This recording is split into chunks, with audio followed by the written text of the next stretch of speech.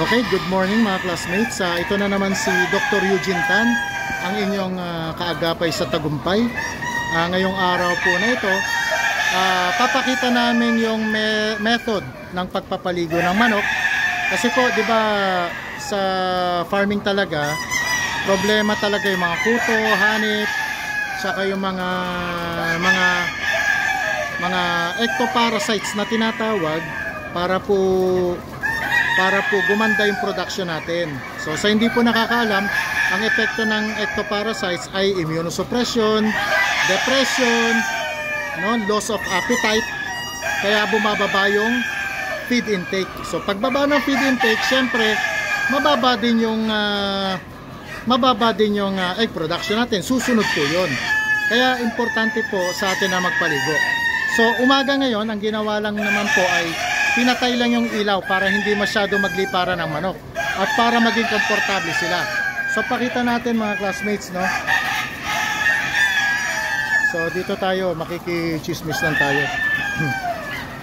So ang ginagamit nila dito, malalaking drum, no? Gagamit ka ng malaking drum para hindi na sila pumadyak-padyak sa ilalim at tumalon-talon kasi mapipilayan. This way, kailangan mo lang na hawakan yung ulo para hindi malunod, para hindi makainom ng pangkuto. Yan, tapos isasawsaw mo lang actually yung manok. Ayan, oh. So, wala pong hindi po hirap ang ating mga manok dyan. Napakabilis lang po nila. Pagkaloblob, didikit na yung pang ectoparasite doon sa kanilang katawan at mamamatay na yung mga insekto. This way po nakakatipid ka sa mga gamot, no? At nagiging efficient pa yung paggamit ng ating mga gamot para po tumaas yung ating production. So ito po ay layer breeder po ito na ating sinasawsaw. Kaya makita nyo doon sa kabila, no, medyo nagpapahinga yan, no. Sa una po, syempre medyo stress pa yan, pero mamaya yan ay tatayo na rin yan. Okay, so yun lang, ganyan lang kasimple, oh. Kasawsaw, lipat sa kabila, no, magpapahinga na po yan. Yan. O ito, lalaki, oh.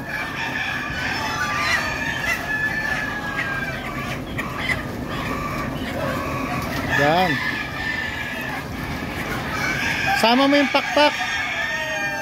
Sama mo nga ng konti yung pakpak to. Yan. Oh. Yan. Yan, importante malalim yung tingnan mo. Basta meron lang magbibit-bit tapos may magsasawsaw, baliktad eh. Babae pa nga nagpapaligo sa kanila. Oh.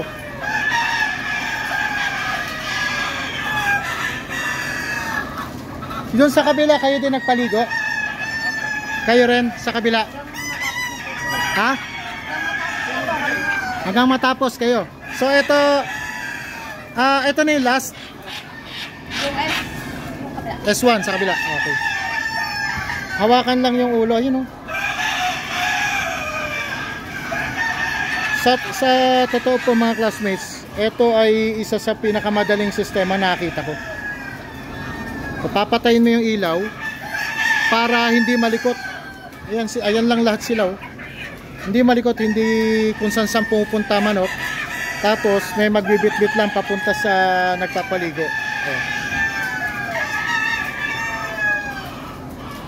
Yun, mga lalaki na breeder. Kasi marami talagang hanip pagka kailangan ng regular program. So usually ang regular program, kung kontrolado na po yung mga hanip, every 3 months sana may ganito.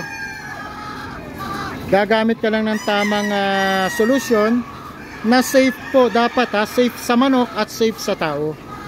Yun, so gagamit din kayo ng proper gears, no? Ang mas maganda pa nga kung meron sanang goggles, kaya lang medyo uncomfortable din pag may goggles, pero mas maganda may goggles po kasi nilalagyan din ng sabon yan, yung solution na yan.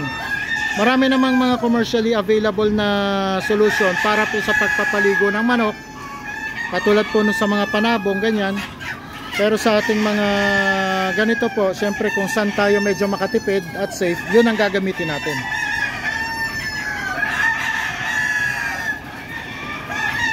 So yan, kailangan lang na maganda lang dito, medyo ang bubong natin plastic kaya medyo natagos ang liwanag. Tapos yung liwanag na galing dun sa fans. Yan. So yan, makikita nyo dun sa kabila, pahinga na yung mga tapos na maligo. Yan. So napaka-presko po sa katawan yan, no? At very relieved ang katawan ng manok dahil nawala yung hanip nawala yung makate, nawala yung kumukutkot sa kanilang mga katawan. Ang ina-expect namin dito ay mag-i-improve syempre yung production. Unang-una muna, feed consumption muna mag-i-improve, and then susunod na po yung egg production. So ayan mga classmates, sa pagpapatuloy po ng ating panonood, no? Ayan, napakatipid kasi pag in-spray natin naman yan, yung solution na yan, kulang yan para sa building na to. Ito at least tumutulo dun sa drum na yun, no? Tapos or balde yun. Basta make sure yung balde natin na ginagamit hindi abot ng paa ng manok. Kasi pag tumalon-talon yan, pwedeng mapilayan, pwedeng masakta ng manok. At least ito, no, minor restraining lang ang kailangan. Hindi kailangan ng ipit na ipit ang manok. Tapos yun, lipat na sa kabila. Napakadali mga classmates. Nakakapagod kasi marami. Pero mas madali yatang solusyon ito.